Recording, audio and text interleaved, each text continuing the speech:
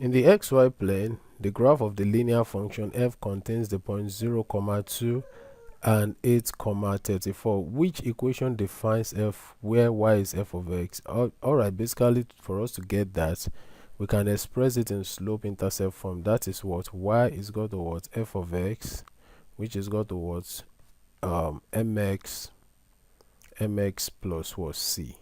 So in this case, our m is the slope, right? yc is the what y-intercept. And obviously from what we have here, from this first point, we can determine the y-intercept. The y-intercept is the value of y when x is equal to 0. So basically the y-intercept here is 2, so c is equal to what 2. So obviously this option and this option are out of it, so the option is between c and d. Now the question is, how do we get the slope? Now the major challenge is we are not sure if the slope is going to be positive or negative. Wow, somebody may say that, well, let's just assign value x1, y1, x2 and y2. Well, if that works for someone, that's okay, but I will quickly sketch the graph just to know the nature of the slope. Then I will now know if it's going to be positive or negative. For instance, if the graph is like this, all right, and then in this graph, you know, we have 0, 2, so both of all the points are positive.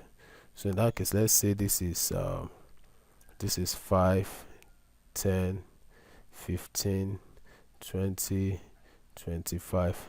All right, so and here we have, let's say 5, 10, 15, 20. So when x is equal to 0, y is equal to 2. So when x is equal to, so this is one of the points, okay. And when x is equal to 8, when x is equal to 8, let's say 8 is somewhere, y is equal to 34.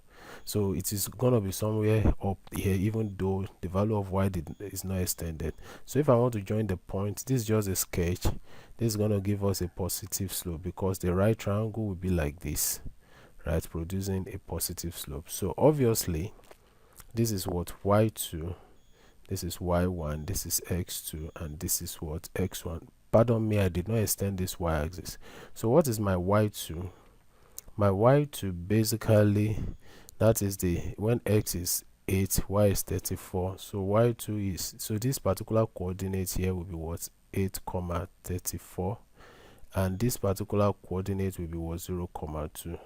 So my y2 from what I have drawn here, my y2 is equal to what 34, right, while my x2 is equal to 8.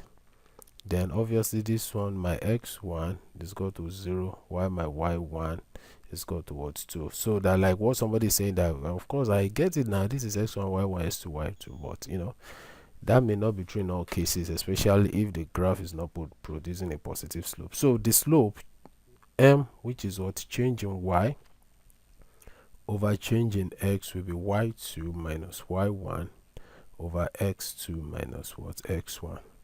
So what is our y2? That is 34 minus y1, this is what 2, over x2, that is 8 minus x1, that is 0. So 34 minus 2, that will give us 32, over 8 minus 0, that is 8. 32 divided by 8, that is what 4. So therefore f of x, which is equal to what mx plus c, will be what m, that is 4 times x plus what is our c, that is what 2. So that will finally give us what, this implies that f of x will now be what 4x plus what 2. So the correct option is option C. Thank you for watching and see you in the next video. Bye bye.